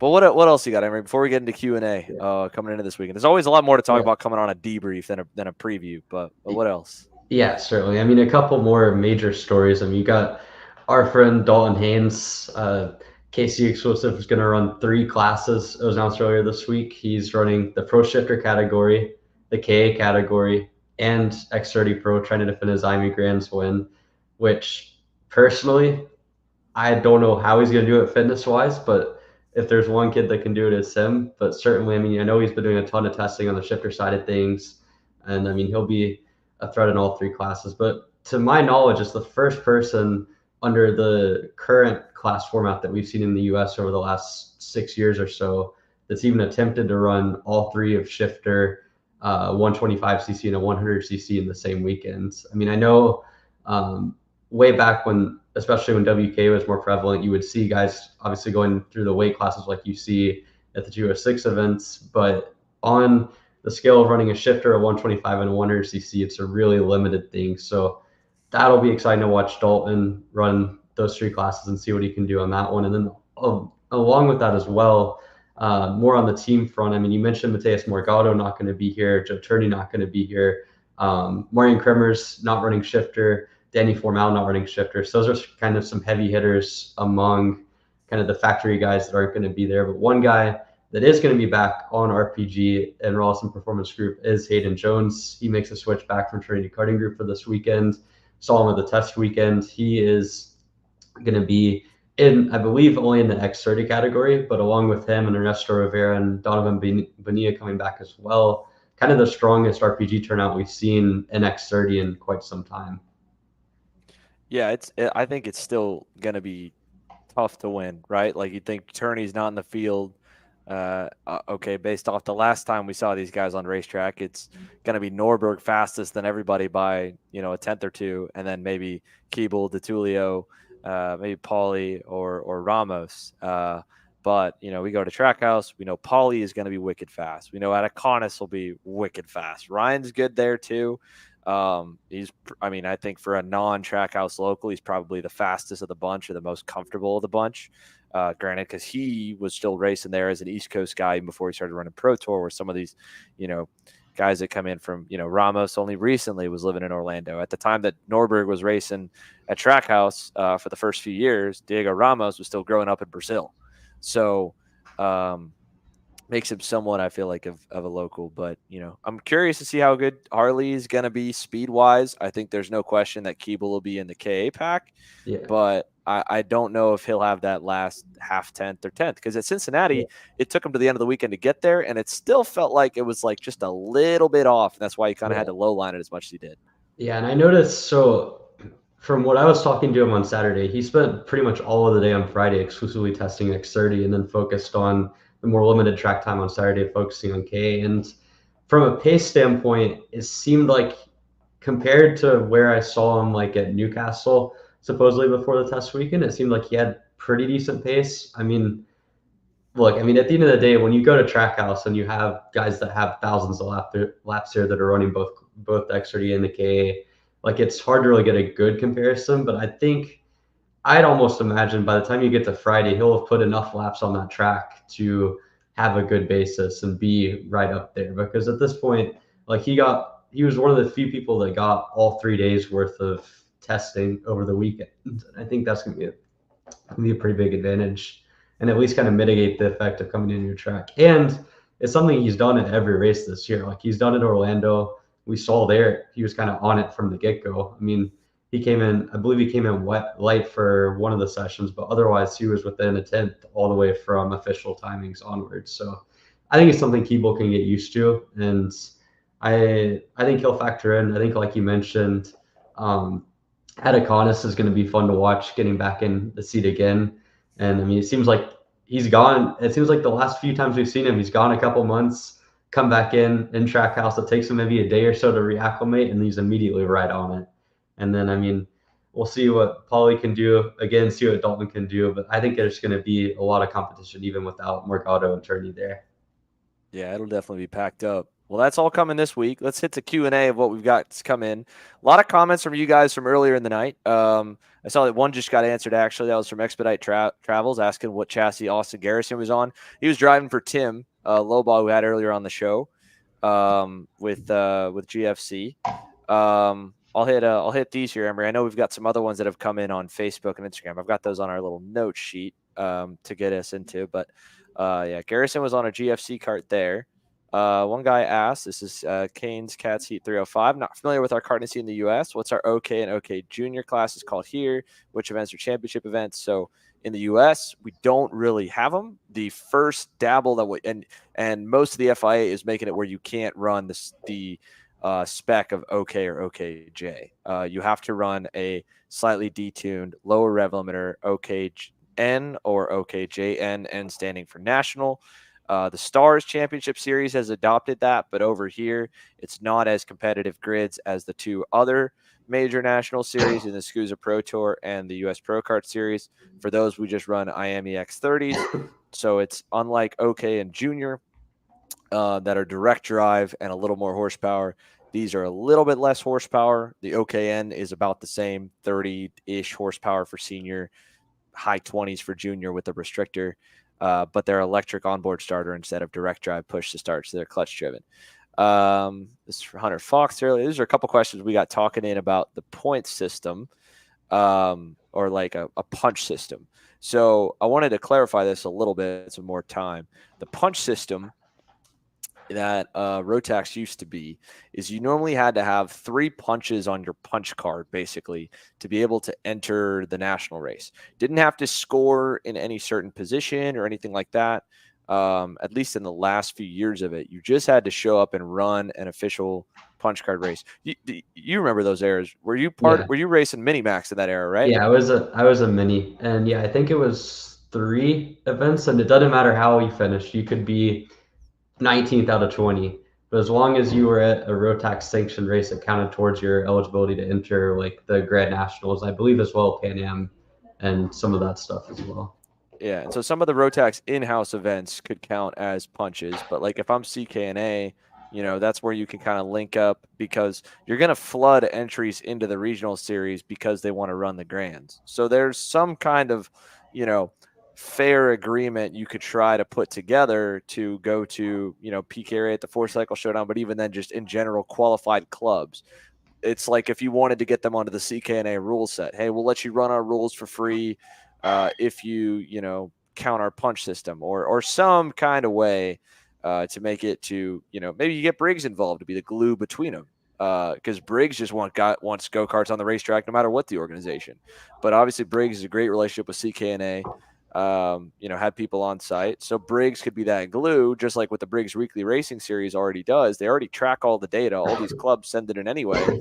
And you just make it where, they've got to go to a regional event of some kind in the region. And if the region doesn't have a regional series within, say, 12 hours, then designate certain club races as divisional punch races to just kind of add on to the normal entry fee. But that's the way that I think you could see CKNA or 206 growth in general. And if those grids become so good at the regional level, then some guys just may be happy racing that. And then you don't kind of worry about the overcrowding issue of going to Grands because, you think a kid kart, for example, like the kid kart field at Grands was, I think, 17 or 20. A lot of those kid kart families probably go home and only race 2 to 3 drivers at their club track or regional series, maybe more. There's some big kid kart clubs, but there's a lot that aren't. And so that's why they go. But if, to show up, they had to go and run some kid kart races at their club track, it would naturally help, keep those local tracks alive. That was the whole reason Rotax did it in the beginning, before they kind of lost their way a little bit. What else do we have coming in? Let me see. I want to hit a few more of these off before we got. Okay, so some more about the inside passer and stuff like that. Yeah, we'll come back around to that. There's some tire stuff, holding the outside. There are some dive bombs too. You can't just say no matter how you get to the inside, you can just spear a guy off the racetrack. Like Colin Warren got speared off in turns 3 and 4. I think it was kind of his own fault for holding the outside in the grid corner in turn 3 in the medium race, but then turn 4 in the scale corner, Hudson Brown got him pretty good in the side pod. So that one's not his fault at all. But the first one was a little borderline. But this, Matt Overbeck's comment here, right? Holding the outside's an epidemic in 206 racing. It's easy for the kart being overtaken to hold the outside to draw a penalty onto their competitor. And even if you take the penalty out of it, it still happens. It happens down to the local level. And, you have to give at some point. We have to kind of all have a code of conduct that we all play by, and that gets taught up. And it shouldn't be that you're learning how to race properly when you're at a national event. That should be taught at the club stuff. So maybe also there's another benefit of CKNA trying to link up with CKNA affiliated clubs, is they could preach their race directing down, a rule book wise. Say, if you want to be our punches, you need to officiate exactly how we do, to a degree. So then when the drivers show up, you're like, you've all been trained on how we like to operate. So everyone's on the same page. I think what we saw a lot of this weekend was drivers on different pages of how to race each other, personally. Yeah, and I think, a lot of that just stems from you have different people on different sides of the argument. Like, I think I can remember back when I was first starting out in the first few years, like I was kind of taught in a way like, hey, if you get to the outside, then like you try to hold it. And then it took a couple of years worth of coaching and or having different people kind of talking to me in a couple of different national races where I got shafted with that approach, that I really kind of learned, hey, like just because the outside is there at the center of the corner doesn't mean that you should take it on exit. And I think that the more you kind of get that to be normalized, and the more you can kind of have people understand that approach at the local level, like you mentioned, like having more standardized race directing, I think that will go a long way. I certainly don't think it's necessarily something that can be easily fixed just when you show up to CKNA. Like, you're going to have people that are going to try to use it to their competitive advantage. Like, at the end of the day, if you know that they're going to penalize you, or they're going to penalize the other person for pushing you off the track, you're going to put yourself in a situation where you lose the least amount of time and still force them to make the decision of, hey, do I risk a penalty here? So, I think it comes down to more consistent race directing at all three levels. And I think that you do that, you have people coached to understand, like, you can't just make it slot car racing where you have to give a full lane on the outside at all times, because then that just, in the lower horsepower classes, it makes it impossible to overtake. I think once you get that down, then the rest of it can kind of go from there. And I empathize with a lot of the race directors that have to kind of deal with that, because you're going to get so many different approaches to it. And no matter what, if you're on the outside, your natural inclination is, oh, I got screwed over here, especially if you're someone that hasn't been necessarily taught, thrown into the fire in that sense. So I think it just starts with more coaching, with more efficient and consistent race directing at the local level. But it does suck to see that we're still kind of talking about the outside of the corner etiquette, when I think that there's more kind of complex racing issues that could be at hand. But I think we have to start somewhere. Yeah, we've driven it into the ground. I think we've had, probably out of 98 episodes, at least probably 10 of them talking about this specific type of stuff. And it comes up a lot, right? But it's also a lot of different, people, and it's just taught. And when they're taught one thing, and whether it's they were told it or they got away with maybe a penalty that shouldn't have been a penalty, or an experience, right? Like in my case, like there was no penalty called for me holding the outside and getting knocked off the racetrack. So it was like, okay, now I know, like that's a no call. But if that was a penalty, like it was this weekend, you're sending like conflicting messages. And it's tough. It's tough to have that, because like you said, it's going to be slot car racing there, where there's enough grip, there's not enough braking into the corner, and part of it's just going to naturally happen. I think that was a good point with Paul. Like, I don't know. I thought that maybe if Vega had these guys sliding on ice with like a harder tire, maybe it would help. But then I think also of like the days in the previous iterations of MGs, and once the softer yellow rubber was laid down, the red acted like a yellow because the grip was already in the track, even if it wasn't in the tire.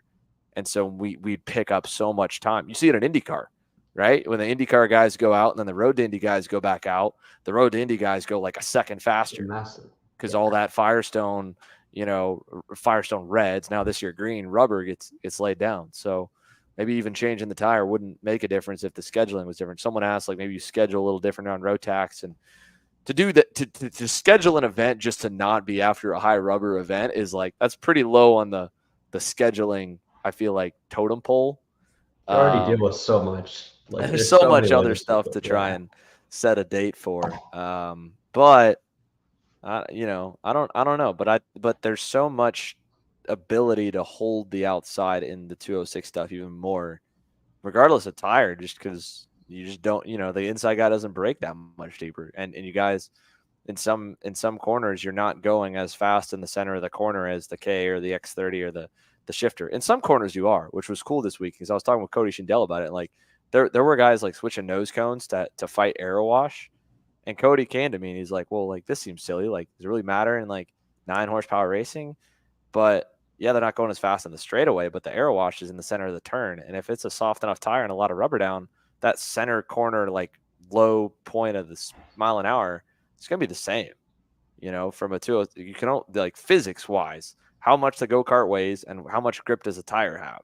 The roll speed in the exact center of the corner might dip down pretty similar if they're at the limit in some turns. So, we got other stuff to get to. What other questions do we have? I had them.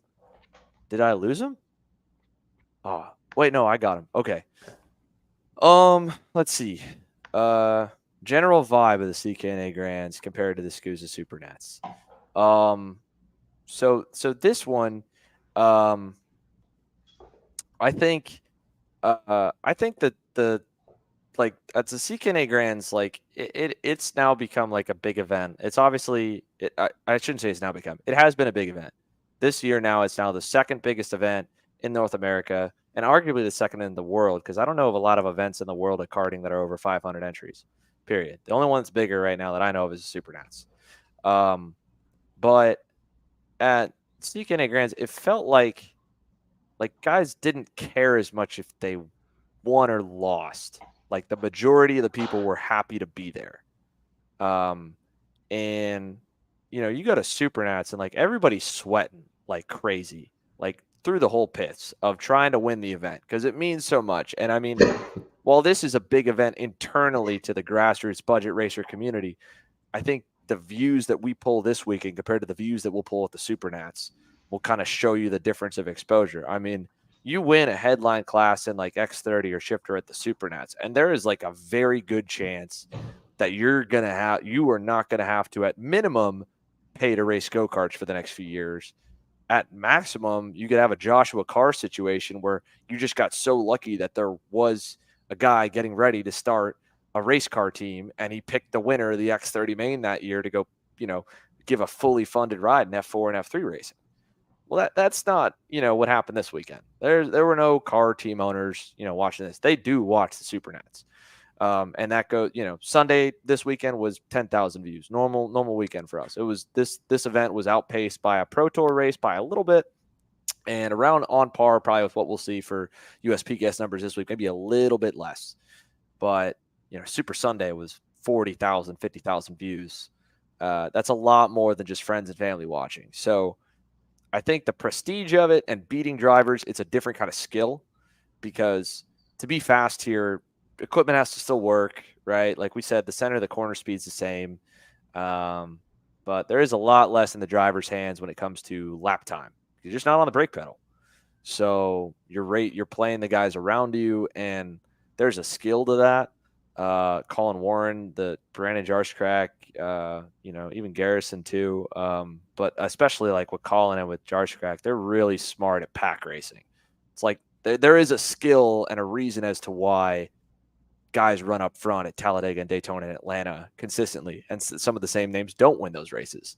You know, Dale Earnhardt could see the air, right? Like there is a skill to that you only see in higher horsepower racing when there's like enough good drivers that's all that's left.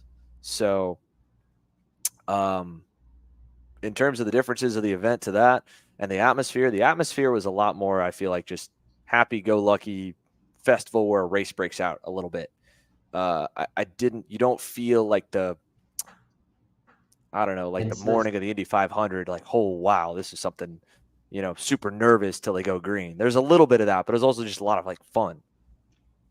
Yeah, I mean, the tense environment of Supernats is not going to be, it's not replicated in the US. And I think CKNA in its own right has a very unique environment to it, in the sense of like it's the biggest kart race you're going to find, at least on this continent, where at the end of the day you can go home on a Monday morning and you might still have like negative feelings about your result, but at the end of the day, like the track environment is so much more laid back than what you're going to find at a Supernats. And I think that it doesn't have to be like a Supernats level of intense to still be an incredible show. And I mean, I think that you're never, like you mentioned, like you're never going to have your whole entire career made off of winning CKNA Grands. Like it doesn't work that way, but it's still an impressive feat as a driver. It's a completely different type of skill set. And I think like there's this middle ground of, you can say that they're completely different and say that CKNA can be the biggest event in the world, or the biggest sort of event in its own class, and still not be Supernats, and that still be okay, because like you don't have to compare the two. Like I think that Supernats in itself is like the pinnacle of US karting in a sense, and one of the major events in world karting. But CKNA in its own sense, like I mentioned, like you're not going to have an environment that's as, I'd say, like family friendly, relaxed as that has that kind of competition. And I think just continue to embrace that. And like I feel like this weekend and then broadcasting the amount of numbers that it got was a good step in that direction.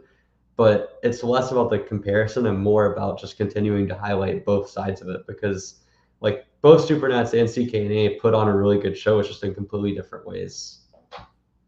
Yeah, and like the last thing I'll add on to it is, it's hard to say like, one's more prestigious and pro than the other without making, feel like you're putting it down. And I don't want it to be that way. Like in a perfect world, and I don't think we're far from it with the exposure the sport's getting, that if you perform at this event, it could lead into, I'd love to say that because Christopher McKeithen won, or Jerry Fandry Privateer ran, at the front in Briggs Heavy, or, Chris Carroll and Briggs Heavy winning.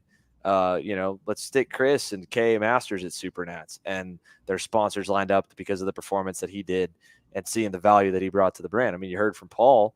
Paul's hooking Jake Havelo up with a go-kart, after the guy ran up front on an old go-kart. So that's cool.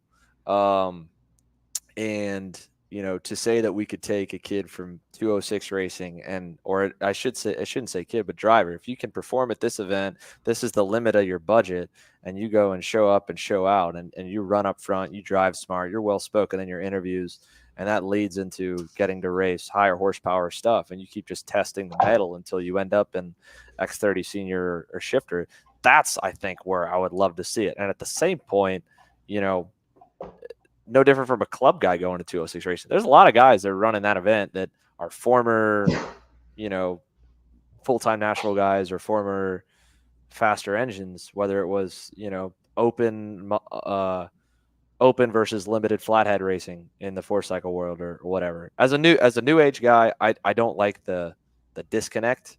To me, an engine's an engine. I think I've said that before, but maybe not to some of the people watching. Like, if 4-strokes had 40 horsepower engines and 2-strokes had 9 horsepower engines, I'd say 2-stroke was the bottom of the pyramid and 4-stroke was the top.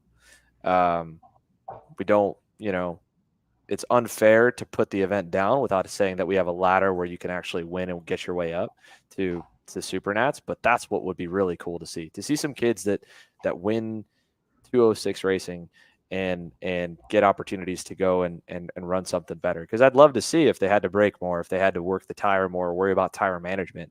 How good of a driver are you, and still manage the KA pack or the X30 pack that's going to happen this weekend? Because we're going to see pack racing this weekend, but it's going to be a lot harder to be as fast as it is to stay in it.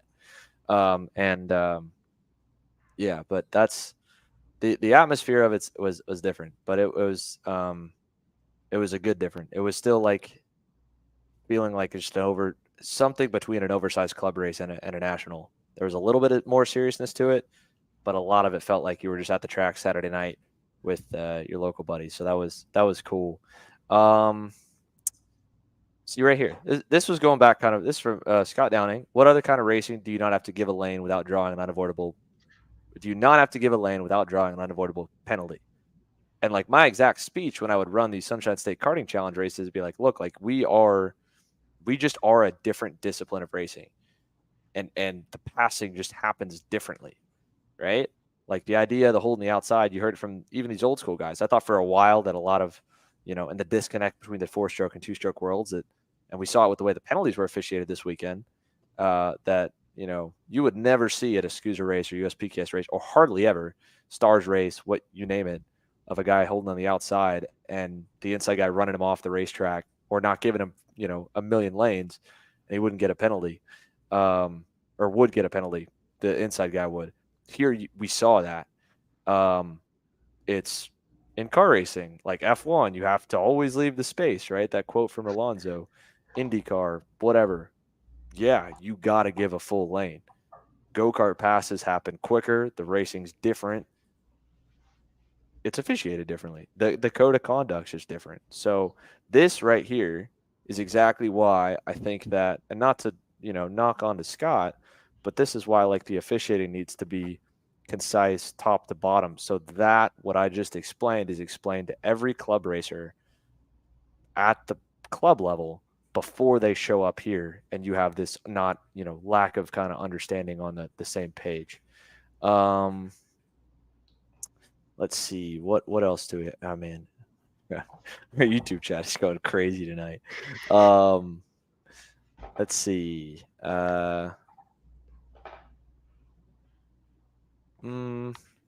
Jim Henry. Maybe I'm silly, but CKNA is like the Olympics, amateurs against the world best, and an amazing atmosphere. Supernats like professionals hoping to get noticed and get a ride.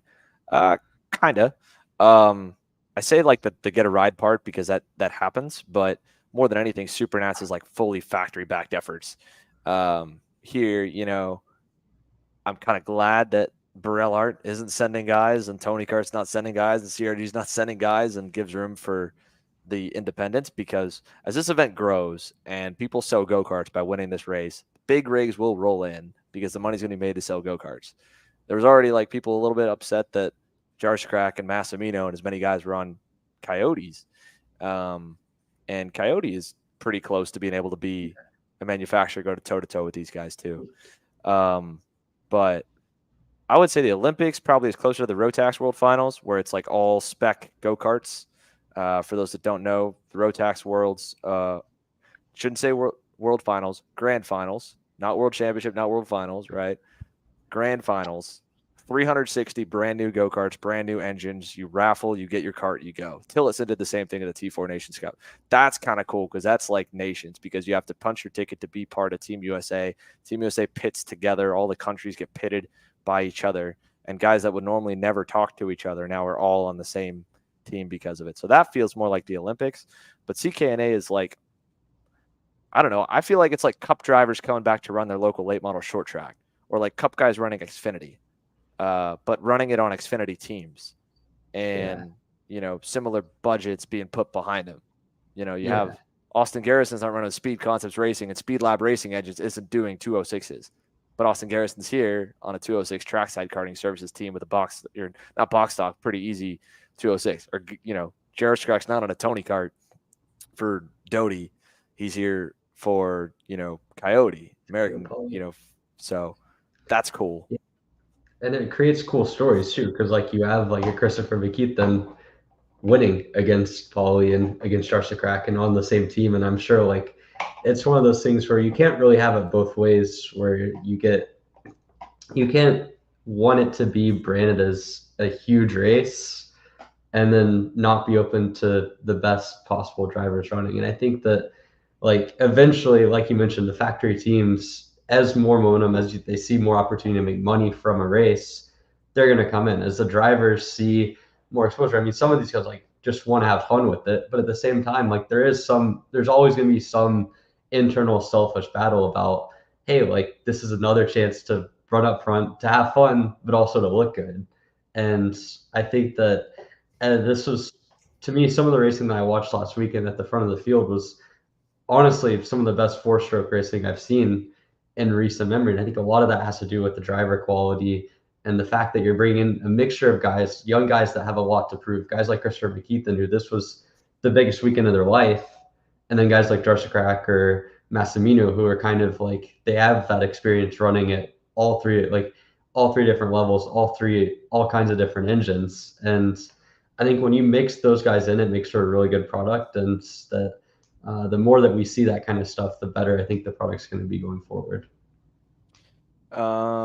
Last few questions we got. Oh, talking about the tire, right? I mean, the reason the tire is probably as soft, and the benefit of running a super soft tire is you don't really have to worry too much about tire doping to soften the tire up. So, as much as I can say a harder tire, that'd be a bigger expense for the series to either pay for sampling to a lab, which you have to wait a long while for results, and stuff can still get missed, or a tire sniffer. The only really way to fight tire doping is, and the same with fuel additives, properly, is to hold it at an impound all weekend, and that is a lot of work. So that'd be the only thing, is if you were going to try and do that, that would be tricky. But the last thing to end off on the etiquette. So we talked about it a lot. I think because there's so much grip, and this is a track that's very big, and you can stay side by side, there's less etiquette. But I think there's a couple of factors to it, right? I think number one, why do I care to respect Emery and give him space when I may not ever see this guy again, in the final? I'm sending Emery into the weeds, and we aren't allowed to fight. So Emery's not going to come kick my butt, and I don't need to worry about racing him again, because I'm probably never going to see him again. So if you want that, there needs to be some bit of kind of respect instilled a little bit. In the old, even in Gold Cup wasn't a one-off race. Gold Cup was a touring championship, and you cared about the championship. So the natural thing that held guys in line was either getting black flagged in that session and not getting to finish the race, or more importantly, a penalty handed out and you were out of the championship points. Well, there's no championship points here. So it's very tough to keep the main event clean, but it's tough to keep it clean all week for the driving etiquette. If you cut the field sizes down, at least in terms of the number of karts on the racetrack per session, which means we're going to have to be okay with the entry fee staying the same, but cutting down track time, you'll help mitigate that, because the officials will be able to catch more, and naturally that'll clean up the racing. If you have a punch system, then you could probably also have a penalty point system. And even though this is the last race of the year, you could still prevent guys from being able to race the next race, whether it's in their club championship or the CKNA regional stuff. So, that's one thing. But I think this event needs to kind of decide a little bit of what it's going to be. Are we paying money to race the best, or are we paying money to decide if the value's there for the number of days that we get on track and minutes we get on track? If it's the latter, then you're going to have to put up with the fact that there's going to be 60 karts on track and officiating will be missed, and there's going to be a lot of guys on track in the final. If it's about racing the absolute best, then you're going to cut out a heat, maybe a little bit shorter, one less practice or whatever, then that would clean it up. But it did look rough. I think there were a lot more times guys meeting at the end of the corner. Obviously, there were a handful of red flags. It's going to happen. This kind of racing, they're packed up. Like 206 racing is pack racing. And this track, there's not a lot of tracks that are big enough that could hold an event of this size, that have such a small and tight and twisty racetrack, that the pack would spread out and the driver could break away. Like Pittsburgh could hold this track. Pittsburgh's still pretty draft dependent. New Jersey could hold it. That's still draft dependent. Pretty much any track that we visit with any of the USPKS or SCUSA Pro Tour races, you could say maybe could hold an event of this size. It's going to be draft dependent because those tracks are big. The closest, like I said, I think is Whiteland. So I don't think you take the draft out of it. I don't think it's bad that it's there. It was kind of interesting to see the pack racing look like a NASCAR race of 2023, where the manufacturers chose to work together or didn't. That was kind of interesting. VLR guys push VLR guys, Coyote guys push Coyote guys. The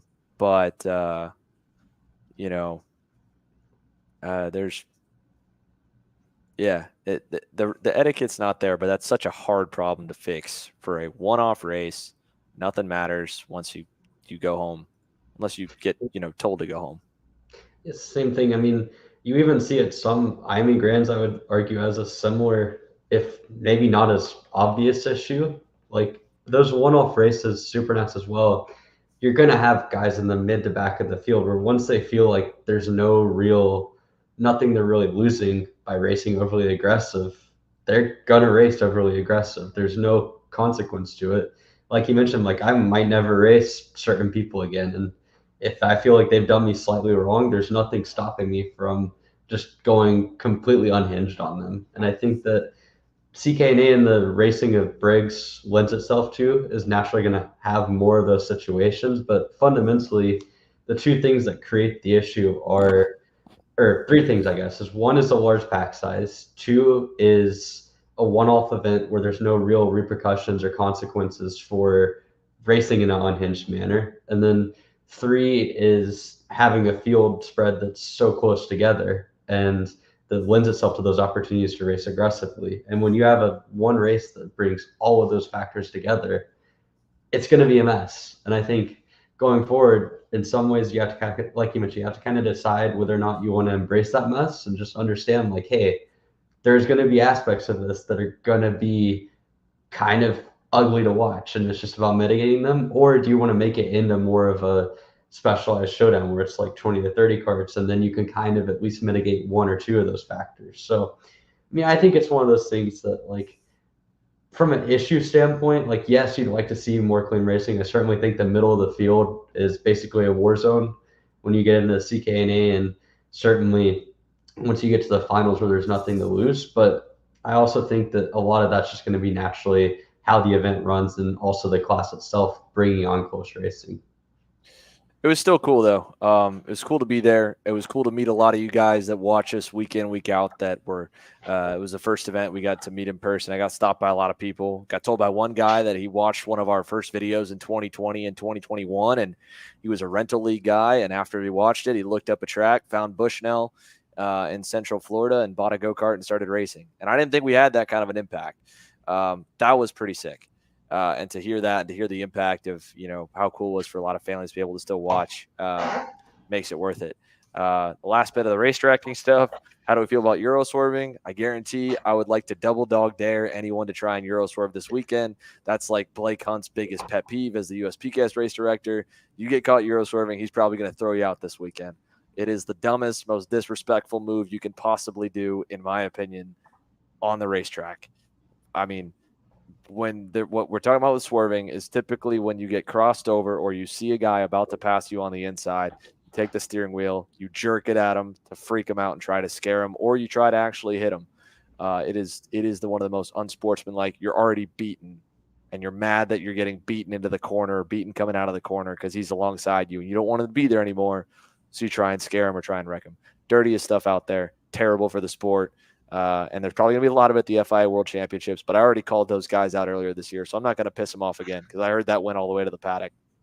But super cool to be there, and hopefully we get to go again. So we're live this weekend on Saturday for the Trackhouse Motorplex US Pro Kart Series round. We're live on Sunday the next week, exclusive to premium members. Sunday this week will be premium members only too for the main events of USPKS, main events for the Maxxis Grand Nationals on dirt, and then the run to Vegas. So hopefully I'm a little bit better about doing happy hour every week. A ton of views from all you guys tonight. Thank you guys for watching, and we'll see you guys next time.